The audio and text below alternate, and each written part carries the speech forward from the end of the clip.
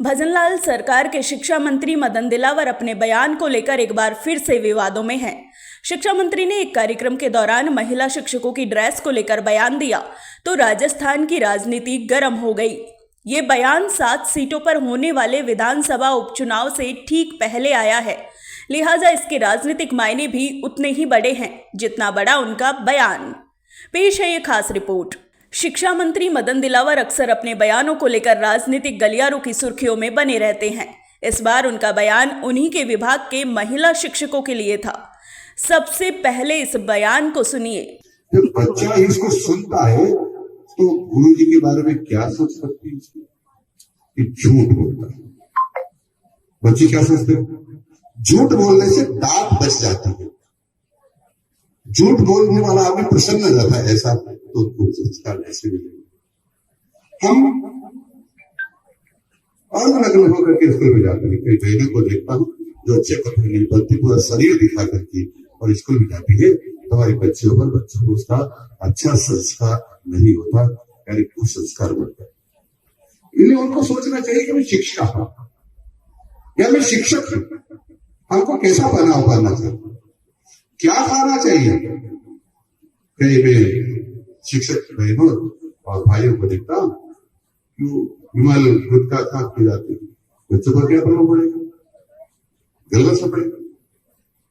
कई अध्यापक बिल्कुल ऐसे करके खाते खाते झुक के स्कूल जाते, बच्चे क्या सोचेंगे? दारू पीना अच्छा रहता है, मार साहब की गुरुजी में पी के आते हैं। जो इस प्रकार का कृत्य करता है जिससे कुसंस्कार मिलते हैं, वो शिक्षक नहीं, हमारे जो होनहार बालक बालिका है उनकी दुश्मन है, दुश्मन। सुना आपने, दिलावर ने जो बयान दिया उसके बाद विपक्ष ने उन्हें आड़े हाथों लेना शुरू कर दिया। किसी भी चुनाव में सरकारी कर्मचारियों की महत्वपूर्ण भूमिका होती है, लिहाजा कांग्रेस उनके कंधे पर बंदूक रख बयानों के फायर करने लगी है। पूर्व मंत्री प्रताप सिंह खाचरियावास ने तो यहां तक कह दिया कि शिक्षा मंत्री के इस बयान ने 7 लाख सरकारी कर्मचारियों के साथ साथ देश की तमाम महिलाओं का अपमान किया है। इसके लिए शिक्षा मंत्री को माफी मांगनी चाहिए। देखिए, लीडर कोई भी हो, लेकिन मंत्री बनने के बाद इतना घमंड यदि किसी का देखना है तो शिक्षा मंत्री राजस्थान की बीजेपी की सरकार के मदन दिलावर जी का देख लो। वो स्टेटमेंट दे रहे हैं कि जो टीचर्स हैं वो कपड़े खोल कर आ रही है। आप कैसे कह सकते हो किसी भी महिला के लिए इस तरह का बयान? आपको किसने ये अधिकार दिया? शिक्षा मंत्री होने का मतलब आप कोई तानाशाह तोड़ना हो गए, आप मनमानी करोगे, बदतमीजी करोगे, लोग सुनते रहेंगे। ये मदन दिलावर जी ने संकल्प ले रखा है कि बीजेपी की सरकार की असलियत सामने लाते हैं। गलत बोलना, गंदा बोलना, गंदी भाषा का प्रयोग करना होता जाता है, इनसे कुछ नहीं है। एक दिन ये बोले कि ये जो बच्चों का दूध है हम ये बंद करके मोटा अनाज देंगे, ना तो ये दूध तो ये बंद कर ही नहीं सकते क्योंकि दूध इतना अच्छा है, हमने शुरू किया था। तो मैंने कहा दूध क्यों बंद करते हो, मोटा अनाज भी चालू कर दो। 10 पैसे का टेंडर इस सरकार ने नया नहीं किया।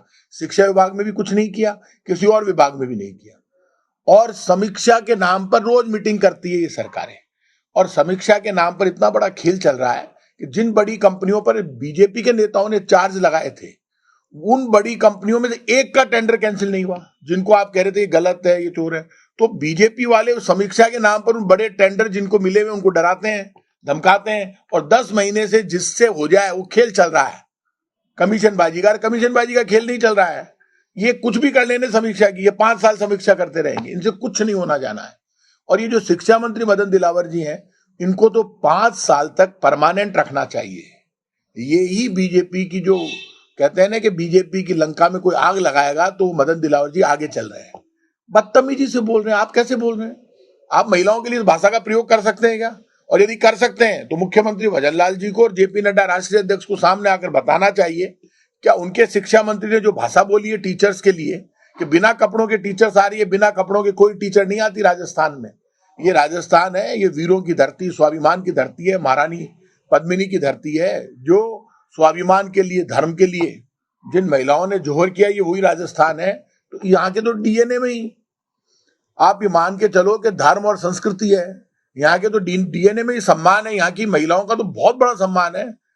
जिस देश में माँ दुर्गा के रूप में, सरस्वती के रूप में, लक्ष्मी माँ के रूप में पूजे, जहाँ लक्ष्मी, सरस्वती और दुर्गा तीनों देवियां पैसे की, ताकत की और विद्या की तीनों देवी आप जानते हैं महिलाएं हैं, लक्ष्मी, सरस्वती और दुर्गा माँ।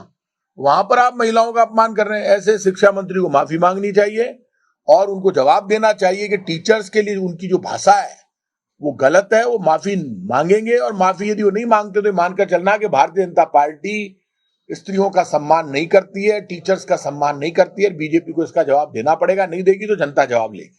वहीं एक तरफ उपचुनाव, दूसरी तरफ विपक्ष और तीसरी तरफ शिक्षकों में इस बयान को लेकर नाराजगी को देखते हुए मदन दिलावर ने 24 घंटे में ही यू टर्न लेने की कोशिश की, लेकिन अपने बयान से नहीं मुकर पाए। अर्धनग्न मैंने शब्द उपयोग नहीं किया। मैंने कम कपड़े पहन कहते हैं, ऐसा लगता है जैसे अर्धनग्न है, ठीक है। मैंने ये नहीं कहा अर्धनग्न आते हैं। उसके पीछे भाव क्या क्या कहना चाहते हैं? मैं भाव ये कहना चाहता हूँ कि अपन अच्छा पहन के आएंगे और सच बोलेंगे। मैं 3-4 बातें कही थी, मैं आपको पूरा सुना देता हूँ। तो परिवार में भी रहता है और कुछ घंटे, जैसे 7-8 घंटे वो विद्यालय में रहता है। तो माँ बाप को भी उनके सामने अपने आप को आदर्श के रूप में प्रस्तुत करना पड़ेगा और शिक्षकों को भी अपने आप को बच्चों के सामने आदर्श के रूप में प्रस्तुत करना पड़ेगा, ताकि वो संस्कार ले सके। कोई शिक्षक लेट आता है और वो कोई जब उनसे पूछता है तुम कितने बजे आए, तो आप सही समय आओ, तो बच्चे तो देख रहे हैं, उनको लगता है कि झूठ बोलने से बचाव हो जाता है। ऐसे ही हमारी यदि दृष्टि ठीक नहीं तो बच्चे सब देखते हैं। हमारा बोलचाल ठीक नहीं, व्यवहार ठीक नहीं, यदि बच्चों के सामने हम लड़ाई झगड़ा करते हैं या फिर हम हमारा वस्त्र ठीक पहन के नहीं आते, कम पहन के आते हैं, जैसे ऐसा लगे कि जैसे आधे कपड़े पहने हुए हैं, आधा बदन दिख रहा है, तो उससे बच्चों पर संस्कार नहीं पड़ेंगे। अपने आप को संस्कार देने के लिए अपने आप को आदर्श के रूप में प्रस्तुत करना पड़ेगा। दिलावर का दिलासा अपनी जगह और विपक्ष का विरोध अपनी जगह, लेकिन संस्कृति, संस्कार और सुधार के मद्देनजर दिलावर का ये बयान उपचुनाव से पहले राजनीतिक मायनों में बड़ा और महत्वपूर्ण हो गया है। देखना होगा कि इस बयान का अंडरकरंट चुनाव में कितनी दूर तलक जाता है। Bureau report, NSE 9 news, Jaipur.